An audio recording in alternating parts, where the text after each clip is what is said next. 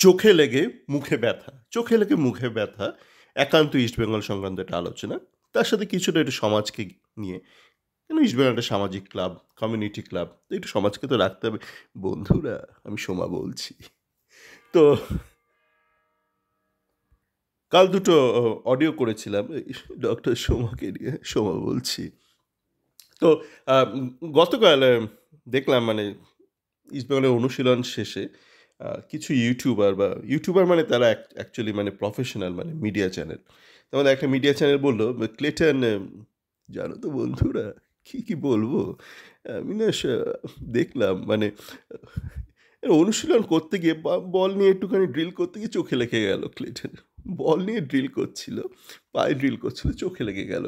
তারপর ক্লেটন না মানে একদম সাইড লাইনে চলে গেল। তারপর ফিজিওথেরাপিস্ট এলো, সারাক্ষণ তাকে নিয়েই ব্যস্ত থাকলো।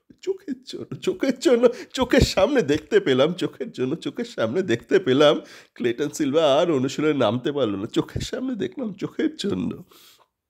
তারপর ক্লেটন সিলভারকে ওখানে খাট করে কেটে দিয়ে অন্য বিষয়ে চলে গেল, সে যেই রিপোর্টার খবর পেশ করছিলেন। তারপর আমরা দেখলাম যে যখন গেট দিয়ে বেরোচ্ছে ক্লেটন সিলভা, তার মুখে কেনটা যেন ব্যথা ব্যথা, হাঁটতে পারছে না ভালো করে।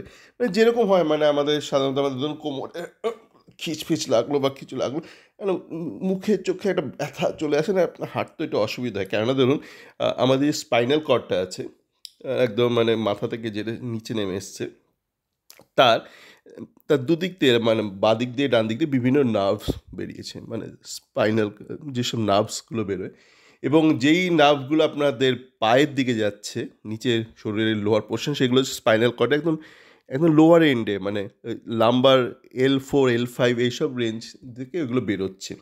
সুতরাং আপনার যদি ধরুন স্পাইনের একদম নিচের দিকে, গোড়ার দিকে, মানে মানে L1 to L5, মানে নিচের 4 থেকে 5টাকে বলে L1, L2, L3, L4, L5। L5 হচ্ছে একদম নিচে যেইটা, L1 হচ্ছে উপর থেকে, L5, L4 এরকম। তো যদি একটু লাগে না, তখন মানে তার হাঁটা চলাতে একটু অসুবিধা হয়, মানে পায়ে লাগে। ওই সায়াটিকা বলে একটা, অনেকে হয় না সায়াটিক ব্যথা, ওই সায়াটিক নার্ভটা পায়ে ব্যথা, কিন্তু ওই নার্ভটা হচ্ছে ওই মানে যেটা ওখান থেকে বেরোচ্ছে, মানে যাকে আমরা ঠিক জানি না মানে কী হয়েছে, মানে তারপর আজ সকালে দেখলাম বিভিন্ন বাংলা খবরের কাগজে সবাই বলছে ক্লিটনের চোখে লেগেছে, চোখে লাগার ফলস্বরূপ ক্লিটন আর পারেনি, আর কালকে আর অনুশীলন করতে পারেনি। এবং কোনো একটা খবরের কাগজ দেখলাম, বাংলা খবরের কাগজ লিখেছে যে, বন্ধুরা ক্লেটন না চোখে মুখে হতাশা, তার মানে চোখে লাগার দরুন চোখে মুখে হতাশা। তো এই গেল হচ্ছে আমাদের মানে অনুশীলনের ব্যাপার। আমি দেখুন অনেকে আমায় বলে, দাদা কেন তুমি বিভিন্ন ব্যাপার নিয়ে আলোচনা করো, কেন রাজনীতি আনো?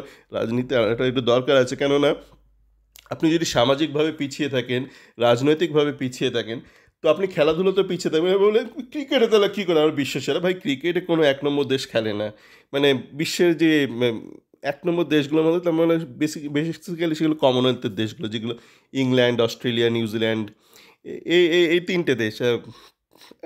যদি ধরুন কোনো দিন ১ম বিশ্বের সমস্ত দেশ সেরকম জানপ্রাণ দিয়ে ক্রিকেট শুরু করে, তাহলে ভারতও কিন্তু বন্ধুরা ওরকম হয়ে যাবে। তো সেই জন্য একটু সমস্ত বিষয় নিয়ে একটু মানে পরিষ্কার মাথা দরকার। তাতে করে কি হবে দেখুন, হঠাৎ করে কোনো কিছু বদলায় না। মানে আপনি এখন যদি দারুণ কিছু সিদ্ধান্ত নেন, তবুও আজ ২০২৪, ২০২৫-এ গিয়ে ভারত বিশ্বকাপ খেলতে পারবে না ফুটবলে। কিন্তু আপনার উন্নতি হবে। ফুটবলে বিশ্বকাপ খেলতে গেলে হয়তো ঠিকঠাক ভাবনা চিন্তা শুরু করলে একটা সময় গিয়ে ভারত খেলতে পারবে। ঠিক আছে? কিন্তু সেটা কবে হবে জানি না। আমার আপনার বেঁচে থাকা কালে হবে কিনা আমরা তাও জানি না। কিন্তু আপনার একটা উন্নতি হবে, আপনি যদি ঠিকঠাকভাবে ভাবতে শুরু করেন। কালকে যেমন একটা দেখলাম, আমি আমার টুইটার চ্যাট ফোরামে শেয়ার করেছি, ডক্টর কুণাল সরকার। উনি মাঝে মধ্যে ভালো কথা বলেন, মাঝে মধ্যে কী সব ধরনের কথাবার্তা বলেন, বন্ধুরা সোমা বলছি। ওরকম অনেকটা সোমা টাইপ কথাবার্তা বলেন, কিন্তু মাঝে মধ্যে উনি খুব ভালো কথাবার্তা বলেন। তো কালকে ওনার একটা ইন্টারভিউ শুনলাম এই আর জি কর ঘটনা নিয়ে। তো সেটা আমি শেয়ার করেছি টুইটার চ্যাট ফোরামে। আপনারা খুঁজে পেলে ওটা দেখবেন। মানে উনি কিছু জেনুইন প্রশ্ন করেছে, যেগুলো আমারও প্রশ্ন। আমি দেখছি মানে এই বড় ম্যাচ নিয়ে অনেক ইস্টবেঙ্গল সুপার জায়ান্টের ফ্যান ক্লাব, তারা একটা হিড়িক তুলছে আরজি কর, we want justice, we want justice. ভাই জাস্টিস কিসের এগেনস্ট তুমি জাস্টিস চাও সেটা তো বলো। মানে উই ওয়ান্ট জাস্টিস মানে এটা কি? আমি দেখছি মানে বিভিন্ন অ্যাক্টার অ্যাক্ট্রেস বলছে উই ওয়ান্ট জাস্টিস। ভাই উই ওয়ান্ট জাস্টিস মানেটা কি? মানে কি জাস্টিসটা খায় না মাথায় মাখে সেটা তো বলতে হবে। তুমি ধরো বলতে পারো যে এই যে একটা ঘটনা ঘটলো আরজি করে, এইটা আমি নিষ্পত্তি চাই। কতদিনের মধ্যে নিষ্পত্তি চাও? 2 দিনের মধ্যে? মানে নাকি 2 ঘন্টার মধ্যে? মানে তোমার একটা সিনেমা, একটা ব্যোমকেশের সিনেমার মতন 2 ঘন্টার মধ্যে চাও কি? মানে তোমার তো একটা ব্লাড রিপোর্ট যদি তুমি দাও, একটা ইউরিন রিপোর্ট, ওটা আসতে 2 দিন লেগে যায়। একটা পাতি একটা ইউরিন রিপোর্ট আপনি দেবেন, দেখবেন ওটা কালচার করতে একটা সময় তো লাগে না? এই ম্যাগি তো না সব কিছু দিয়ে মানে 2 মিনিটে হয়ে যাবে। ভালো থেকে ম্যাগি করতে 2 মিনিটে হবে না, মানে ম্যাগি জল ম্যাগিটাই 2 মিনিটে হবে। তো একটা বেসিক কিছু ব্লাড রিপোর্ট বা কিছু করতে একটা সময় লাগে। তো আপনি বলুন মানে আপনি কতদিনের মধ্যে চান? 2 দিন, 3 দিন, 4 দিন, 5 দিন? তো সেটা ব্যাপারে আপনি সিবিআইকে বলে দিন, কারণ সিবিআই তো এখন কেসটা দেখভাল করছে। আপনি সিবিআইকে বলে দিন, যদি জাস্টিস ওই কারণে জাস্টিস চান, মানে ওই যে ঘটনাটা ঘটেছে তার জন্য যদি জাস্টিস চান, তাহলে আপনি সিবিআইকে সরাসরি বলুন। আমি দেখলাম যে সকালে একটা ইস্টবেঙ্গল একটা ফ্যান গ্রুপ, সে দেখলাম আমার টুইটার চ্যাট ফোরামকে লিঙ্ক করে বলেছে উই ওয়ান্ট জাস্টিস, বলে আমরা বড় ম্যাচে যাবো, উই ওয়ান্ট জাস্ট। ভাই তুমি আমাকে ট্যাগ করছো কেন? আমি কি তদন্তটা করছি? কে কলকাতা পুলিশে তো করছে না এই মুহূর্তে, শুরু করেছিল, কিন্তু এই মুহূর্তে সিবিআই করছে। তো তুমি একদম ডাইরেক্ট সিবিআইকে বলো we want justice for this case. নাকি তুমি মানে নারীদের নিরাপত্তা চাও? এবার নিরাপত্তাটা মানে নিরাপত্তা মানেটা কি? সিকিউরিটি, তাই তো? মানে সিকিউরিটি মানে তোমাকে এবার কোয়ান্টিফায়েবল কিছু বলতে হবে। যেমন এই যে ডক্টর কুণাল সরকার বললেন ওনার ইন্টারভিউতে, যে কি বললেন, উনি বললেন যে এমন অনেক ইনফ্রাস্ট্রাকচার মানে ফ্লজ আছে, ডেফিসিয়েন্সিস আছে, মানে যেগুলো নেই, যেগুলো নিয়ে কেউ কোনো কথা বলছে না। আমিও দেখলাম কালকে আরজি করের একটা মেয়ে, একটা মেয়েকে দেখলাম, একটা স্টুডেন্ট, সে একগাদা একটা দাবি করেছে, মানে করে সে একটা রিড আউট করছে। ইংরাজিটা খুব একটা ভালো না, ঠিক আছে, আমি নিজেও যখন স্টুডেন্ট ছিলাম খুব একটা ফ্লুয়েন্ট ছিলাম না ইংরাজিতে, মানে এটা বাংলাটা ইংরাজি বলতাম, তো সেটা ব্যাপার না। কিন্তু আমার বক্তব্য হচ্ছে যে বক্তব্যগুলো, সে বিশাল বিশাল বক্তব্য রেখেছে, একে সরাতে হবে, ওকে সরাতে হবে, কিন্তু তাদের কি চাই, মানে ডাক্তারদের কি চাই, কি ইনফ্রাস্ট্রাকচার, সেই সব নিয়ে কোনো বক্তব্য নেই। এই যে ধরুন ইস্ট বেঙ্গলে যে, বা আপনি সল্টলেক স্টেডিয়ামে গিয়ে আপনি যে টিকিট কাটতে একটা অসুবিধা হয়। আমি বিদেশে বিভিন্ন দেশে থেকেছি, তো এখনও রয়েছি। তো সব জায়গাতেই স্টেডিয়ামে একটা বক্স অফিস থাকে, মানে আপনি ম্যাচ ডেতে গিয়ে একটা টিকিট কাটতে পারেন। আগে তো সল্টলেকে তাই ছিল। এখন যে হঠাৎ করে সব মানে সমস্যা তৈরি করছে, এইগুলো নিয়ে কেন কেউ কোনো প্রশ্ন করছে না? যে যার লেভেলে ঠিকঠাক জিনিস দাবি করুন। মানে আপনি কিসের দাবি করছেন? আকাশের ঠিকানায়, মানে আপনি আকাশের ঠিকানায় চিঠি দিয়ে দেওয়ার মতন, একটা প্রেমপত্র লিখে দেওয়ার মতন আপনার দাবিটাও আকাশের ঠিকানায় দিয়ে দিন। আপনার দাবিটাও কিন্তু আকাশের ঠিকানায় একটা উড়ো দাবি দিয়ে দিলেন। আপনার ভেরি স্পেসিফিক হতে হবে আপনার কী কী দাবি। আমি যেমন ফুটবলের ক্ষেত্রে বলছি, যেমন আমাদের ঠিক আছে, মাঠে ছাতা পাতা নিয়ে ঢোকা যাবে না। আমাদের যে সমাজে এই মুহূর্তে দেখছি সমাজ ব্যবস্থা, আমি যখন বিদেশে বিভিন্ন স্টেডিয়ামে ঘুরি তখন দেখি কোনো ফেন্সিং নেই, ঠিক আছে, তাদের সমাজ অনেক এগিয়ে রয়েছে, অনেক ভদ্রসভ্য সমাজ, আহ, বিভিন্ন অন্তত এই ক্ষেত্রে ভদ্রসভ্য, তা আমাদের সেটা সম্ভব নয়। তো সেই ক্ষেত্রে আমি বুঝলাম যে ফেন্সিং দরকার, কিন্তু ছাতা নিয়ে, আমাদের তো বর্ষার দেশ, তো এবার ছাতাটা রাখবো কোথায়, সেই সব নিয়ে কিন্তু দাবি দেওয়া নেই। ফ্যান ক্লাবদের সেই সব নিয়ে দাবি দেওয়া করা উচিত, এবং ভেরি স্পেসিফিক, আমার এই পয়েন্ট, এই জিনিসটা চাই, এইটা নিয়ে নেগোশিয়েট করব। তা নয় আমার জাস্টিস চাই। বা জাস্টিসটা কী, মানে খায় না মাথায় মাকে, এইটা তো বলতে হবে। তো আমি যেমন ফুটবলের ক্ষেত্রে বলছি, যেমন আমাদের হেলমেট কোথায় রাখবো, যে টু হুইলার আমাদের দেশে তো একজন একবার বলেছিল সবাইকে গাড়ি দিয়ে দেবে, তারপর এমন পেছন গরম করে দিল সেই ন্যানো গাড়ি, তারপর সেই গাড়িটাই উঠে গেল, তার তার এত দাম হয়ে গেল যে সে মারুতির থেকে তার দাম বেশি হয়ে গেল। তো ঘটনা হচ্ছে যে সেক্ষেত্রে আমাদের তো দেশে গরিব দেশ, মানে মধ্যবিত্তের দেশ, তো সেখানে টু হুইলার খুব কমন প্র্যাকটিস, ঠিক আছে।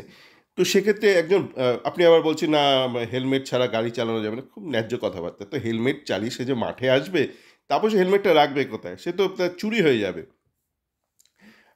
এই এই বিষয়ে বলি, অনেকে বলছে সিসিটিভি লাগবে, আরজি করার জন্য সিসিটিভি লাগবে। খুব ভালো কথা, সিসিটিভি ফুটেজকে দেখবে। দেখুন একটা কথা আপনাকে সত্যি কথা বলি, একটু খারাপ লাগবে, একটু সত্যি কথা বলি, সিসিটিভি সবচেয়ে বেশি ব্যবহার হয় কোন দেশে? খুব সম্ভবত আমেরিকায়। আমেরিকাতে দেখবেন সবচেয়ে বেশি মানে ক্রাইম হয়, আমেরিকাতে সবচেয়ে বেশি ক্রাইম হয়। একটা জিনিস জেনে রাখুন, সিসিটিভি কোনো দিন ক্রাইম আটকায় না, সিসিটিভি ক্রাইম ডিটেক্ট করতে সাহায্য করে। তো আপনি যদি বলেন সিসিটিভির জন্য আমার এই জিনিসটা হবে না, আমার স্বাধীন, আমার নিরাপত্তা বজায় থাকবে না, সিসিটিভির জন্য আপনি হয়তো খুন হবেন, কিন্তু আপনার খুনিকে শনাক্ত করতে পারবে পুলিশ। এটা হচ্ছে অ্যাকচুয়াল ঘটনা। এবার কেন আপনি বলতে পারেন তার কারণ হচ্ছে যারা ধরুন এটা মনস্তাত্ত্বিক ব্যাপার, মানে সাইকোলজিক্যাল ব্যাপার। আমি এই জন্য বলছি যে আপনি যদি এই ব্যাপারগুলো বোঝেন, আপনি কিন্তু এইটাও বুঝবেন যে ক্লেটন কিনে কী হচ্ছে বা এইসব বিভিন্ন যে প্লেয়ার আনা হচ্ছে কেরালা থেকে, সেটাও বুঝবেন। মানে মাথা যদি আপনার খোলে না কোনো একটা বিষয়ে, প্রত্যেকটা বিষয়ে মাথা খোলে। এরকম খুব কম হয় যে কেউ ধরুন একটা বিষয়ে মাথাটা তার দারুণ চৌখস, অন্যান্য বিষয়ে মাথাটা তার নেই। ওই জন্য তো কথাটা আছে বাংলায় যে যে ভালো রাঁধে সে চুলও বাঁধে। মানে যার মধ্যে লজিক্যাল সেন্সটা আছে, কি করে রান্না করতে হয়, তার মধ্যে ওই চুল বাঁধার যেই মানে ইন্ট্রিকেসি আছে, সেইটাও থাকে সেই। তো যাকগে, যেটা বলছি যে দাঁড়ান না, খেয়েই হারিয়ে যায় মাঝে মধ্যে, এত বিষয় নিয়ে কথা বলতে হয় না। দেখ আমি ভুলেই গেলাম, মানে লাস্ট কী নিয়ে কথা বলছিলাম। আম, ও, সিসিটিভি, হ্যাঁ, মনস্তাত্ত্বিক বিষয়।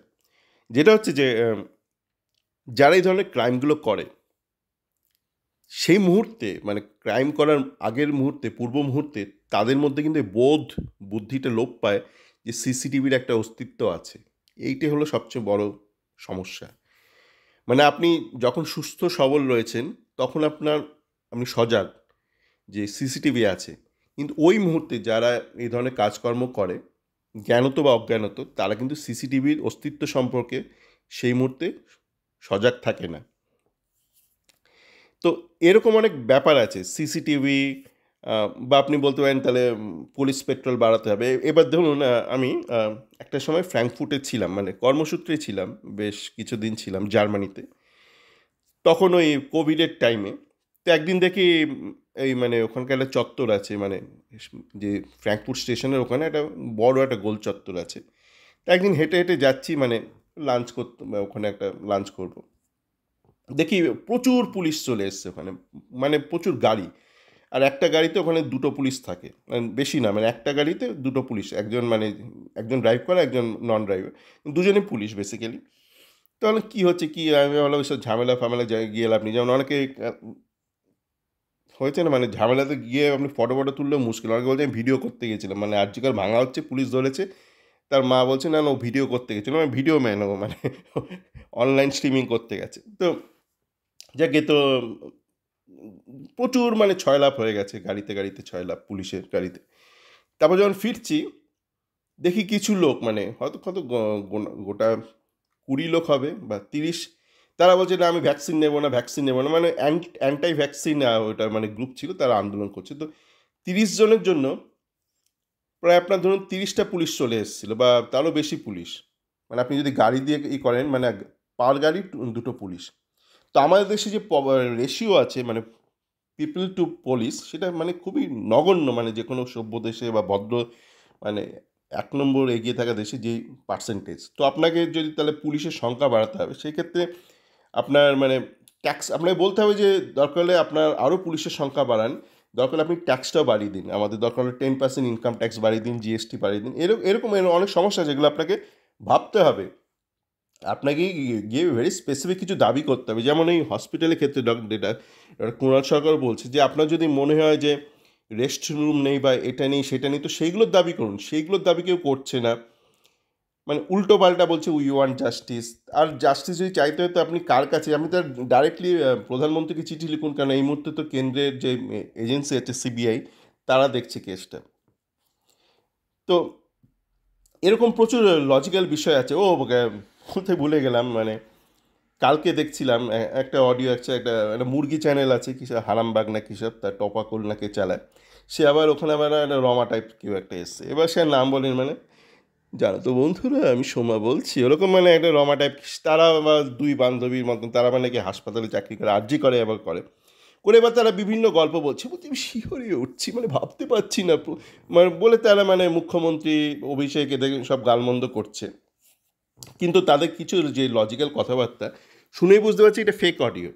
শুনে বোঝা যাচ্ছে এটা ফেক অডিও, কারণ সে বলছে মানে অটোপসি জানিস তো, অটোপসিতে এটাতে মরবে, এখানে এটাও করেছি, ওখানে ওটা ঢুকে গেছে, কত মানে এত ডিটেলস বলছে যে ডিটেলসগুলো জানার কথা না। মানে অটোপসি রিপোর্ট ওইভাবে মানে পাবলিসাইজড হয় না।